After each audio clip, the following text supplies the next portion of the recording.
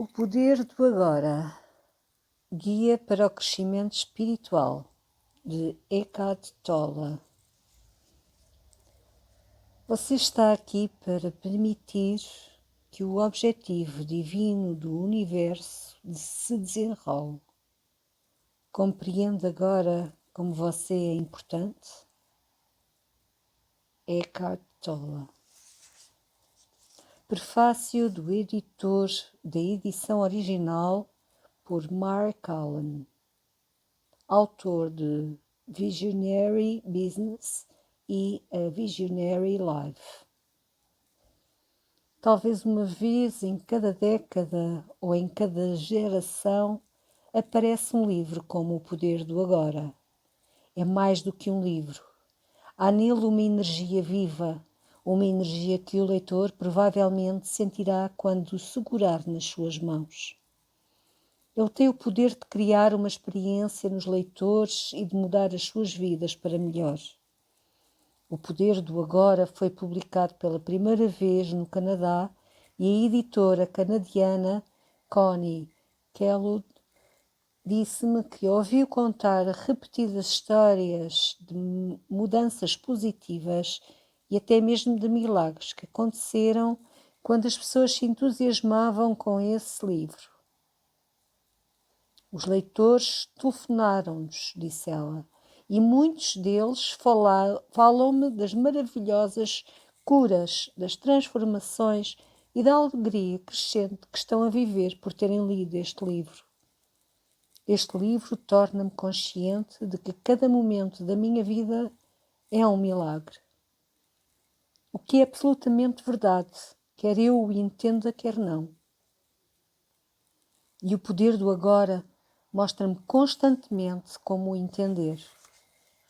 Desde a primeira página da sua escrita é evidente que Eckhart Tolle é um mestre contemporâneo. Não está associado a nenhuma religião, doutrina ou guru. O seu ensinamento abrange o coração, a essência de todas as tradições e não contradiz nenhuma delas, cristã, hindu, budista, muçulmana, indígena ou outra qualquer. É capaz de fazer tudo o que os grandes mestres fizeram, mostrar-nos numa linguagem simples e clara que o caminho, a verdade e a luz estão dentro de nós. Eckhart Tolle começa por sucintamente nos contar a história da sua vida, a história de uma antiga depressão e desespero que culminaram numa tremenda experiência de despertar, uma noite pouco depois de ter feito 29 anos. Nos últimos 20 anos tem refletido sobre a sua experiência, meditado e aprofundado a sua compreensão. Na última década, tornou-se um mestre de renome mundial. Uma grande alma com uma grande mensagem, uma mensagem que Cristo ensinou, uma mensagem que Buda ensinou. É possível alcançar aqui e agora um estado de iluminação. Para tanto, teremos de compreender o papel que desempenhamos na criação da nossa dor. É a nossa própria mente que causa os nossos problemas. Não são as outras pessoas, não é o mundo lá fora. É a nossa própria mente, com o seu quase constante caudal de pensamentos, a pensar no passado, a preocupar-se com o futuro. Nós cometemos o grande erro de nos identificarmos com a nossa mente, de pensarmos que ela é quem nós somos, quando de facto somos seres de longe muito maiores do que Eckhart Tolle mostra-nos repetidamente como entrarmos em comunicação com aquilo a que ele chama o nosso ser. O ser é a vida única, eterna e sempre presente para além da diversidade de formas de vida sujeitas ao nascimento e à morte. No entanto, o ser não está apenas para além, está igualmente dentro de cada uma dessas formas como a sua essência mais profunda, invisível e indestrutível. Significa isto que lhe é acessível neste preciso momento sob a forma do seu eu mais profundo, da sua verdadeira natureza. Mas não procure agarrá-lo com a mente, não tente compreendê-lo. Só o poderá conhecer quando a mente estiver aquietada, quando você estiver presente, plena e intensamente no agora. Recuperar o conhecimento do ser e manter-se nesse estado de sentir, perceber, é iluminação. É praticamente impossível ler o poder do agora de ponta a ponta. Exige que o leitor o ponha de lado de tempos a tempos, reflita nas palavras e as aplique à sua própria experiência de vida. É um guia completo, um curso completo de meditação e de iluminação.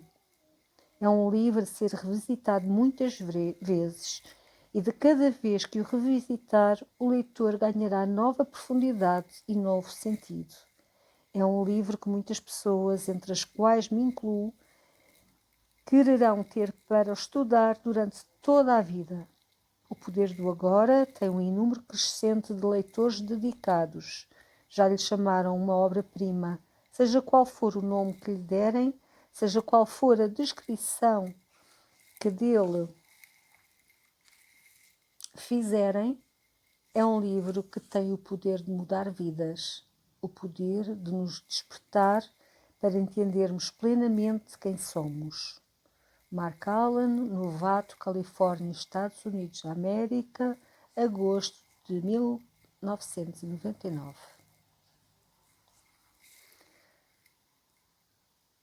Prólogo, por Russell Di Carlo, autor de Towards a New World View, Conversations at the Leading Age.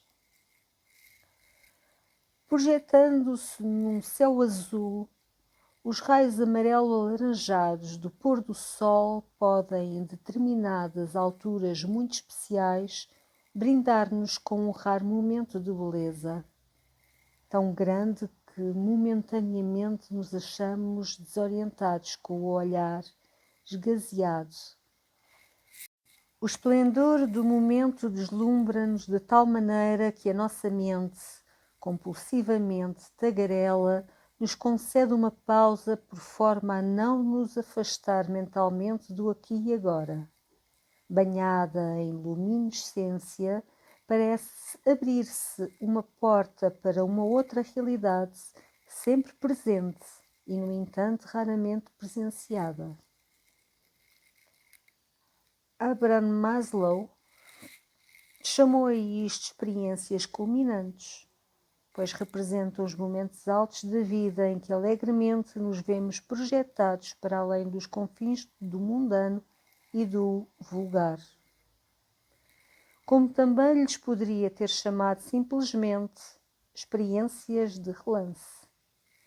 Durante essas ocasiões expansivas, conseguimos ter um vislumbre do reino eterno do ser propriamente dito. Como se por um breve espaço de tempo regressássemos ao nosso eu verdadeiro. Poderíamos pensar, tão grandioso se ao menos eu pudesse ficar aqui, mas como poderei fazer deste momento uma residência permanente? Nos últimos 10 anos tenho-me empenhado em descobrir como o fazer.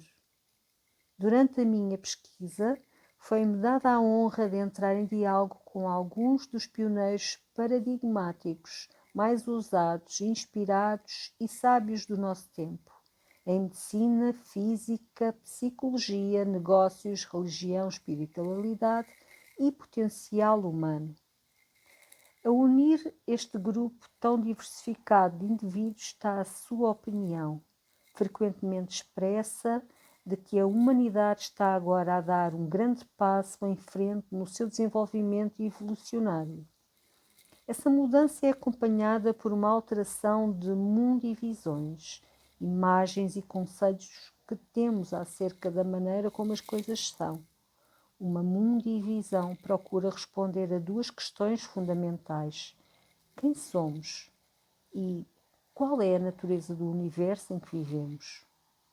As nossas respostas a essas perguntas ditam a qualidade e as características das nossas relações pessoais com a família, amigos e empregadores ou empregados.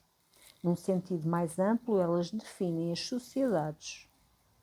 Não seria muito surpreendente se a mundivisão que está a emergir pusesse em causa muitas das coisas que a sociedade ocidental considera verdadeiras. Mito 1. A humanidade atingiu o ponto mais elevado do seu desenvolvimento. Michael Murphy, cofundador de Esalen, ao analisar estudos comparativos de religião, medicina, antropologia e desporto, apresentou argumentos controversos sobre a hipótese da existência de estados mais avançados de desenvolvimento humano.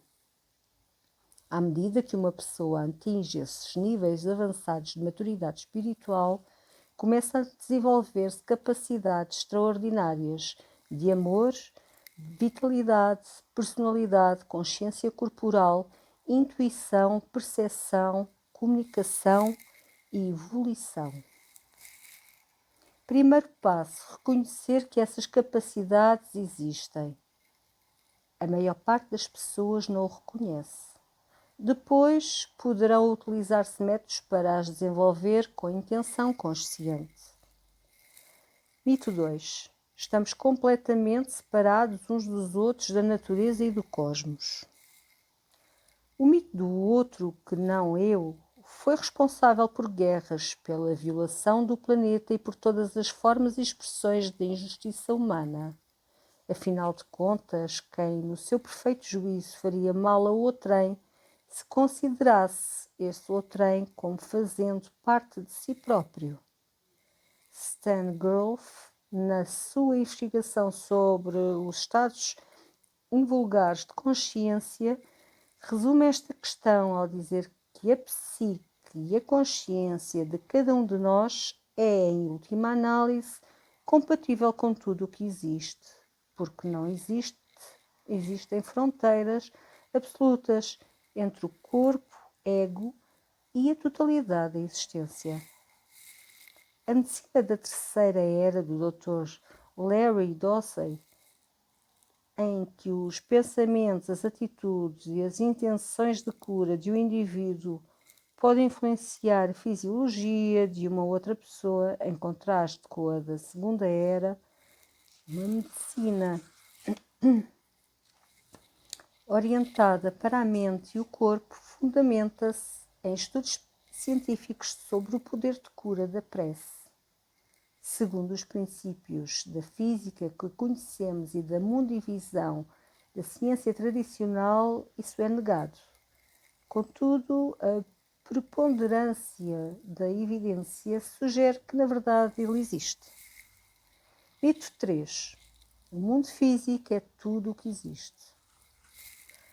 Escrava do materialismo, a ciência tradicional presume que tudo o que não pode ser medido, testado em laboratório ou comprovado pelos 5 sentidos ou as suas extensões tecnológicas simplesmente não existe. Não é real. A consequência toda, a realidade foi esvaziada de sentido e transformada em realidade física. As dimensões espirituais, ou aquilo a que eu chamaria dimensões não físicas da realidade, foram erradicadas. Isso colido com a filosofia perene, o consenso filosófico que atravessa eras, tradições e culturas e que descreve dimensões diferentes, mas contínuas da realidade. Estas vão das mais densas e menos conscientes, aquilo a que chamaríamos matéria, às menos densas e mais conscientes, a que chamaríamos espirituais. O mais interessante é que esse modelo alargado e multidimensional da realidade é sugerido por teóricos da física quântica, como por exemplo Jack Scafetti, que descreve viagens a velocidades superiores à da luz. Utilizam-se outras dimensões da realidade para explicar deslocações que ocorrem a uma velocidade superior à da luz, limite último da velocidade. Ou considere-se o trabalho do lendário físico David Bohm, com o seu modelo da realidade multidimensional explícito, físico e implícito, não físico. Não se trata de meras teorias, a experiência Expect, feita em França em 1982, demonstra que duas partículas quânticas que tenham estado ligadas entre si, quando separadas por grandes distâncias, permanecem de certo modo ligadas.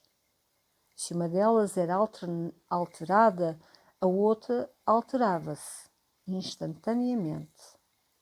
Os cientistas não sabem explicar a mecânica que rege esta deslocação mais rápida do que a velocidade da luz, embora alguns teóricos sugiram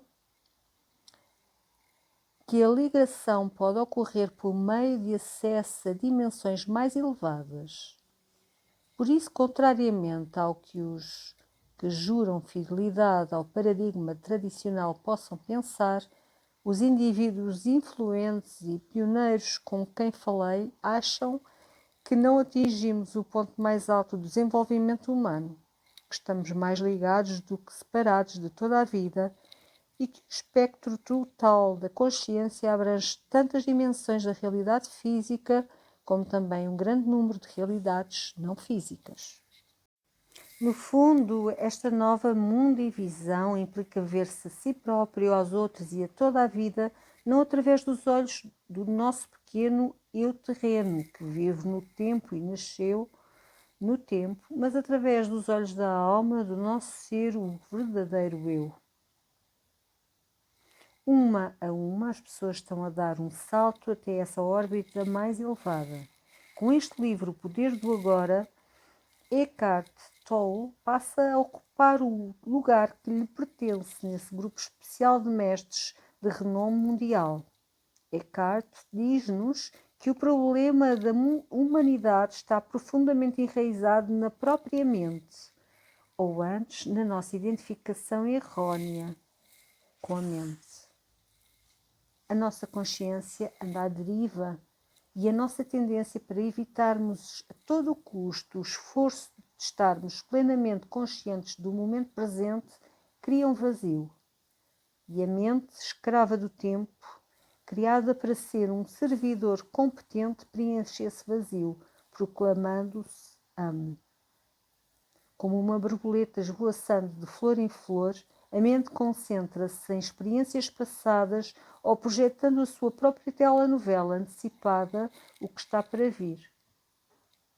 Poucas vezes nos encontramos a descansar na profundidade oceânica do aqui e agora, pois é aqui no agora que encontramos o nosso verdadeiro eu, que fica por trás do nosso corpo físico, das nossas emoções voláteis e da nossa mente tagarela. A coroa de glória do desenvolvimento humano não reside na nossa capacidade de racionalizar e de pensar, embora seja isso que nos distingue dos outros animais. O intelecto, tal como o instinto, é apenas uma parte do nosso percurso. O nosso destino último é restabelecer a ligação com o nosso ser essencial e expressar-nos a partir da nossa realidade extraordinária e divina no mundo físico vulgar em cada momento.